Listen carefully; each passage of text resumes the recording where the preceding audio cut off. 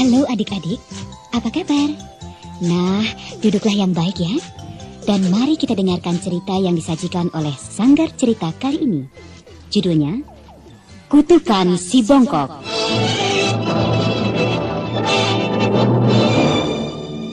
Cerita ini mengisahkan tentang seorang raja yang ingin mempunyai seorang putra yang kelak menggantikan tahtanya. Itulah ketika permaisurinya mengandung, sang raja begitu gembira. Tapi di balik kegembiraannya itu, sang raja ternyata cemas. Mengapa adik-adik? Nah, marilah kita ikuti bersama.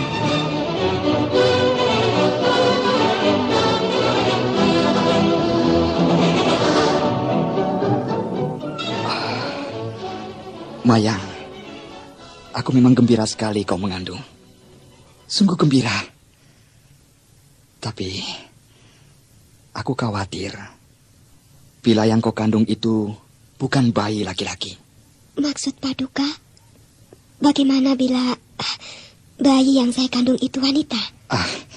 Andaikan itu bayi wanita, ya harus disingkirkan. Bukankah anak wanita itu lemah? Mana mungkin ia bisa menggantikan tahtaku?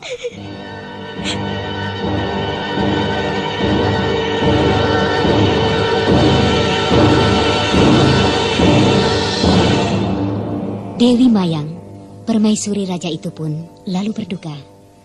Adik-adik, mari kita dengarkan cerita selanjutnya. Petaka apakah yang akan menimpanya? Dengar pula ratapannya.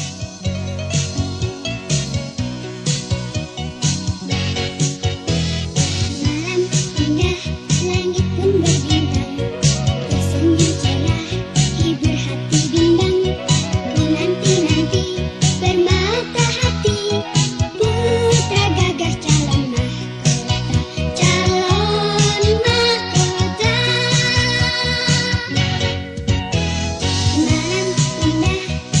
pun bergina.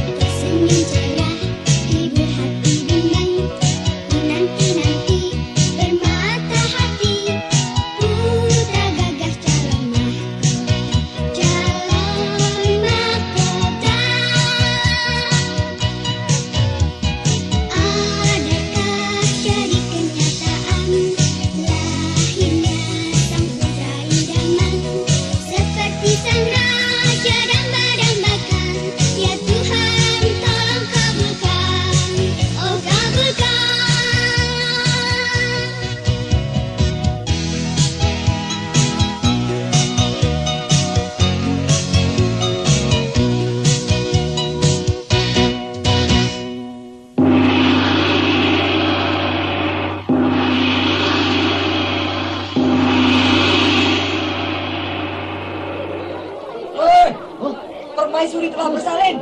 Dengar itu gong. Gong dipukul 3 kali. Berarti bayi sang putri laki-laki. Wah, gong kemenangan, benar. Sang permaisuri melahirkan seorang putra. Wah, selamat baginya.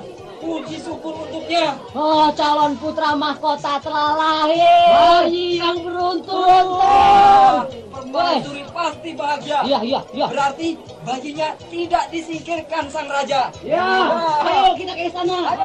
Mari kita menyanyi di sana. Mari menyambut raja putra yang bahagia itu. Ayo.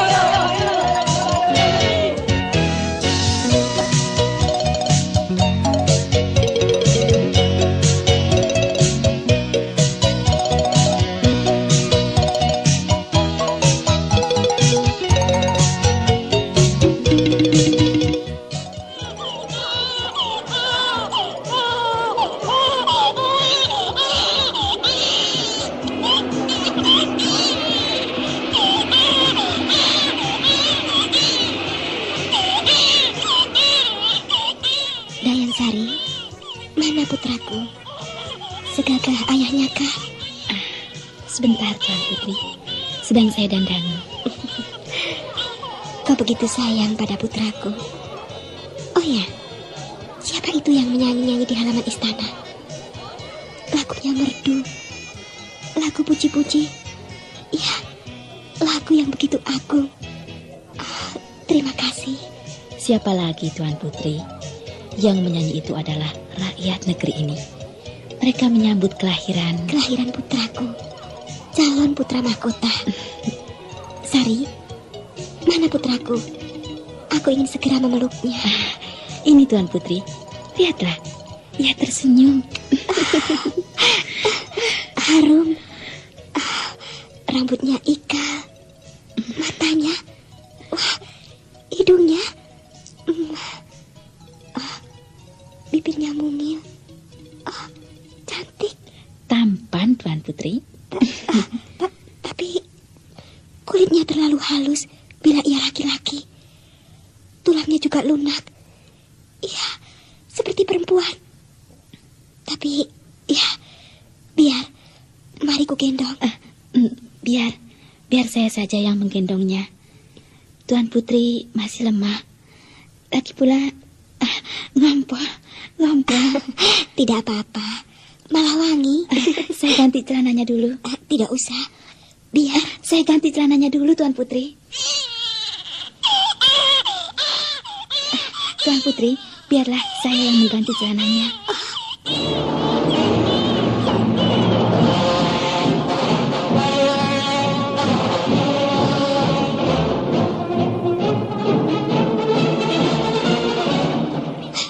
Bayiku ternyata perempuan. Mengapa kau dipukul 3 kali? Siapa yang mengabarkan bahwa bayiku laki-laki? Saya dan Bidan. Kalian menipu. Mengapa? Andaikan sang raja tahu. Saya yang akan bertanggung jawab atas hukuman Baginda Raja. Tapi kamu kan tahu, Sari. Anakku ini akan disingkirkan dari istana. Sebentar lagi Baginda akan melihat bayi ini dan lalu menyingkirkannya entah kemana. Anakku. Paduka telah melihatnya.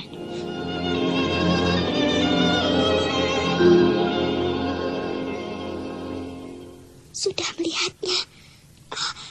Apa kata raja? Berkat kelihayan Bidan, Paduka bisa kami kelabui. Caranya, Sari? Itu urusan kami. Tuan Putri tidak usah resah.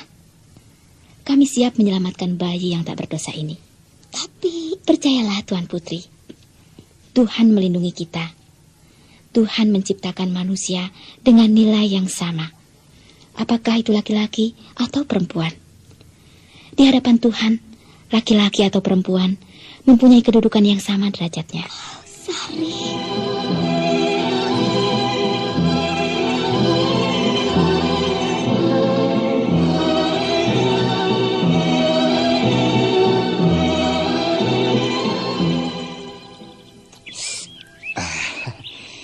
Tehnya enak sekali.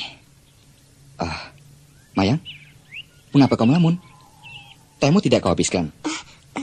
Iya, anu... Akhir-akhir ini kau sering melamun. Mengapa? Tidak apa-apa. Barangkali saya terlalu bahagia. Saya...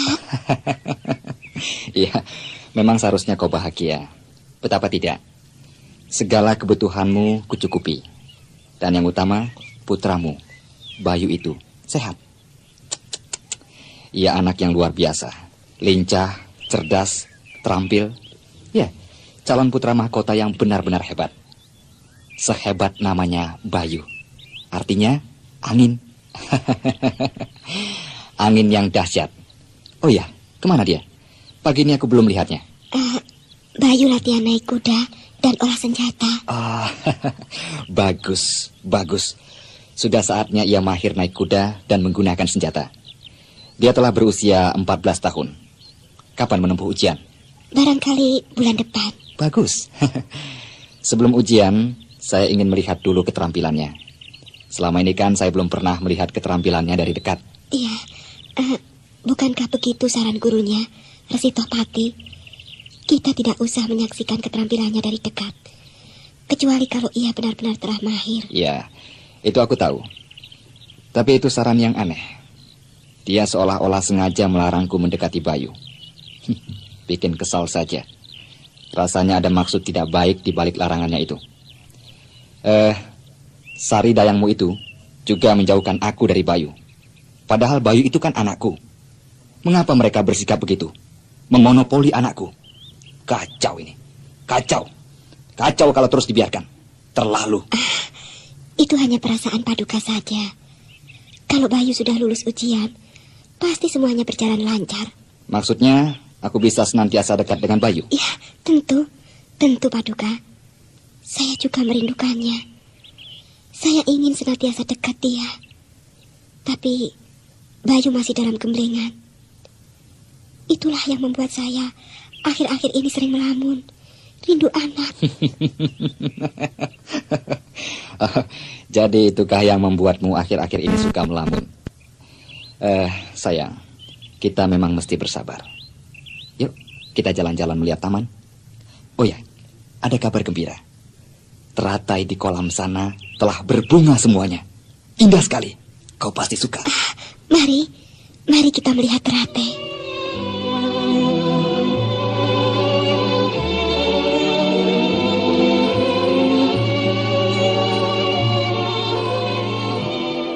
Waktu terus berjalan dan Bayu tumbuh dewasa. Usianya tak terasa sudah menginjak 17 tahun. Adik-adik, lalu apa yang akan terjadi? Tahukah sang raja bahwa Bayu itu perempuan? Nah, marilah kita ikuti cerita selanjutnya. Hati-hati, Tuan Putri. Sepagi ini, Tuan telah memecahkan 2 buah gelas. Jangan terlalu cemas. Bagaimana tidak cemas, Sari? Rahasia itu sebentar lagi akan terbongkar. Bagaimana aku mesti menyelamatkan Bayu? Kau tahu, hari ini Baginda akan berunding dengan Bayu soal penyerahan tahta. Dan kau tahu kan, sebelum berunding, kekuatan Bayu akan diadu dengan Panglima Jarot. Panglima andalan negeri ini. Ya, Panglima yang paling hebat. Tenang, Tuan Putri. Kami akan mengaturnya. Resi Tohpati siap menolong kita. Iya, itu aku tahu. Tapi kalian, ya, kita telah menipu Baginda Raja. Kita bersalah. Kita tidak bersalah. Kita menipu Baginda demi kebaikan. Kita menyelamatkan nyawa seseorang. Dan itu putra raja sendiri. Apa salahnya? Anak itu perempuan, Sari. Raja tidak menghendaki. Oh, dengar Tuan Putri. Hentakan sepatu siapa itu? Oh, Bayu. Bayu. Bunda. Bunda. Masuklah, nak. Bunda menangis. Siapa yang menyakiti hati Bunda? Tidak. Tidak, Bayu. Kau gagah sekali pagi ini. Bunda, bukankah kita mau menghadap ayah? Sari, kau sudah siap? Maafkan saya, Paduka Bayu. Sebaiknya pertemuan dengan Ayahanda diurungkan saja. Maksudnya, pertemuan sepenting itu diurungkan. Ada apa, Bunda? Karena kami tidak mau kehilangan Paduka. Dan Ibu Paduka juga jangan sampai meninggalkan istana. Ayahanda Paduka akan menyingkirkan Paduka. Aku mau disingkirkan ayah. Apa salahku? Apa dosaku? Paduka, duduklah yang baik. Akan saya ceritakan duduk persoalannya.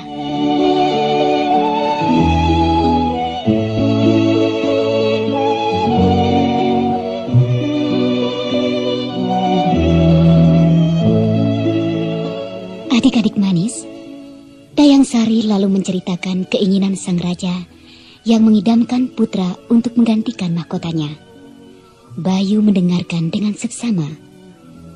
Begitu Dayang Sari selesai bercerita, Bayu lalu berkata, Oh, jadi karena aku perempuan, lalu aku disingkirkan ayah. Dan selama ini, aku selamat karena kalian rahasiakan, kalian tutupi. Oh, betapa sayangnya kalian padaku. Ya, karena itu Paduka tidak usah menemui Ayahanda. Apalagi mengadu kekuatan dengan Panglima Jarot. Aku tidak takut mengadu kekuatan dengan siapapun. Aku pasti menang.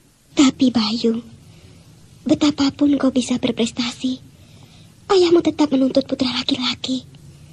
Raja akan tersinggung karena telah kita tipu selama ini. Raja akan marah sekali. Kau akan disingkirkan, dan aku akan disingkirkan dengan kejam. Tak usah khawatir. Mari kita menyelamatkan diri. Saya siap mendampingi kemana Tuan Putri dan Paduka Bayu pergi. Resi Tohpati telah memberi petunjuk. Paduka harus mengembara ke selatan untuk mendapatkan pertolongan. Di daerah selatan sana, kita akan mendapat pertolongan. Begitulah kata Resi Tohpati. Dan bila pertolongan itu telah kita dapatkan, kita segera kembali ke istana. Ayo Bayu, kita berangkat sekarang, Nak. Kuda dan segalanya telah dipersiapkan Sari. Mari Bunda. Semoga kita mendapatkan pertolongan. Tapi, mungkinkah? Dan pertolongan itu dalam bentuk apa? Mari, pokoknya kita mengembara demi kebenaran dan keselamatan.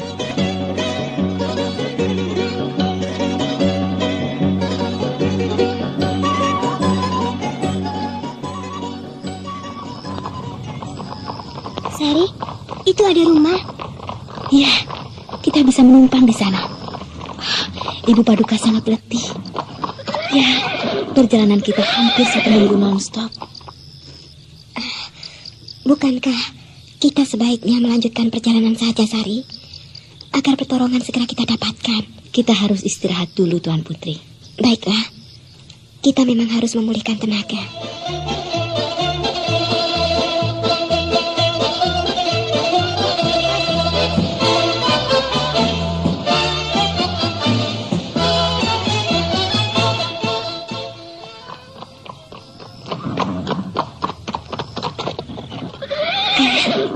Bangunlah. Ada beberapa ekor kuda berhenti di depan rumah kita. Tamu. Kau mimpi. Mana mungkin malam-malam begini ada tamu. Tidurlah saja. Ayah, tamunya mengetuk pintu. Sebentar. Siapa ya? Kami, Tuan. Tolonglah. Kami pengembara mau numpang menginap. Silakan. Mari masuk. Iya, masuklah. Duduklah. Istirahatlah di sini. Tinggallah di sini selama mungkin. Cantik, bangunlah nak. Buatkan kopi untuk tamu kita. Kita dapat saudara. Kau tidak akan kesepian lagi. Iya, Ayah. Aku dapat saudara. Jadi, kalau Ayah dagang ke kota, aku tidak kesepian.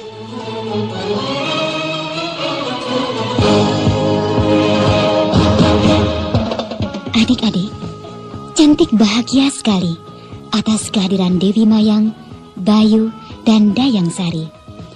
Mereka itu lalu menjadi keluarga cantik. Bayu membantu dagang ayah cantik. Dewi Mayang dan Sari setiap hari bekerja untuk memberesi rumah tangga keluarga cantik. Dari mencuci, membersihkan rumah, hingga memasak. Ayah cantik senang karenanya. Ia lalu berniat mengambil menantu Bayu. Dan cantik memang mencintai Bayu.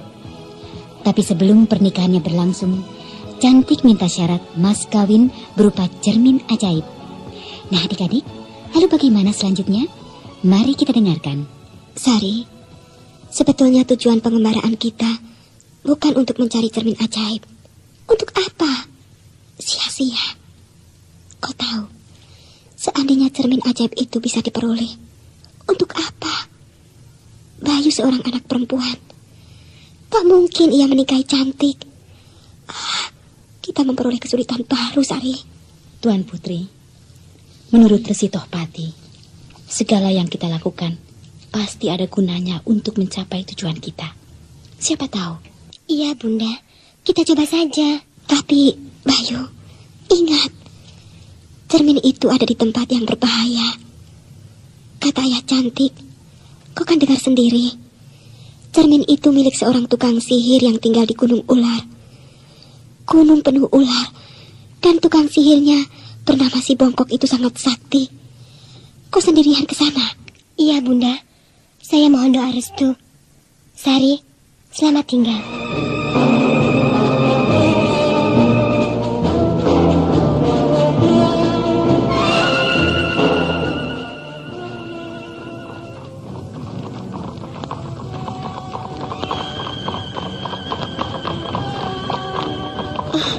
Bau amis. Inikah gunung ular itu? Dipenuhi sejuta ular. Pesan ibunda agar ular-ular itu jinak, kutaburi garam. Benar. Ular-ular itu lemas. Jadi aku bisa masuk rumah si Bongkok. Itu dia sedang tidur. Itu cerminnya menggantung di pohon cemara. Besar sekali. Gemerlapan. Kacanya aneh. Ya, aku tinggal mengambilnya. Sip.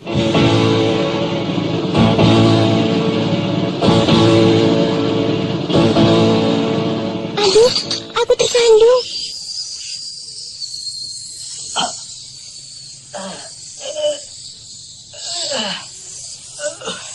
Ada apa ular-ularku ribut? Ada pencuri. Mencuri cermin ajaib.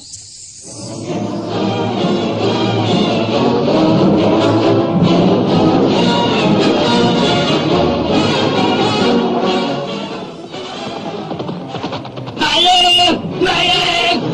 Cepat lari. Bongkok mengejar kita. Mayang! Terlalu kamu. Kusihir kamu. Bila kau perempuan, jadilah laki-laki. Bila kamu laki-laki, jadilah perempuan.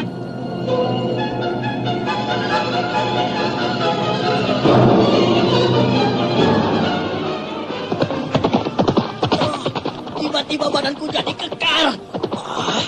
Aku jadi laki-laki. Ibu! Hitam, ayo terus lari kencang.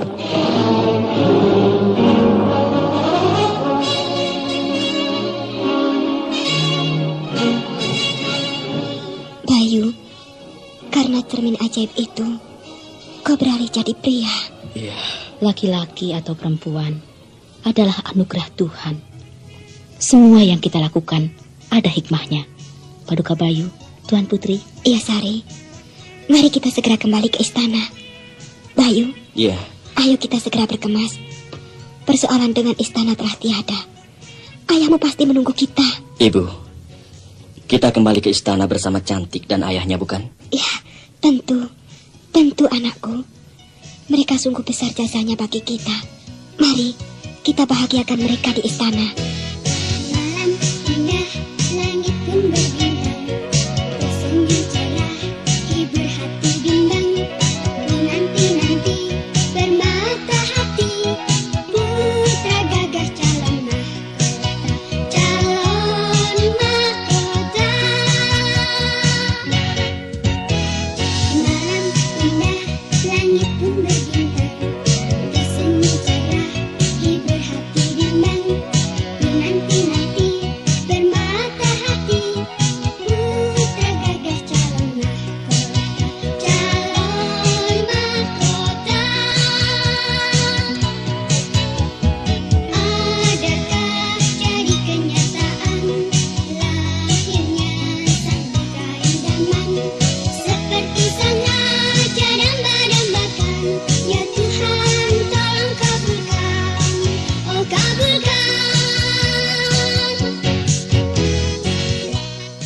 Adik-adik, kemudian Bayu bersama ibunya, Dayang Sari, Cantik dan ayahnya menuju ke istana.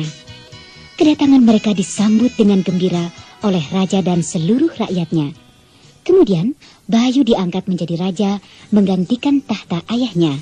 Nah adik-adik manis, sampai jumpa pada kisah yang lain. Selamat berpisah dengan sanggar cerita dan kisah lagu dan cerita. Kita bersua di lain kesempatan.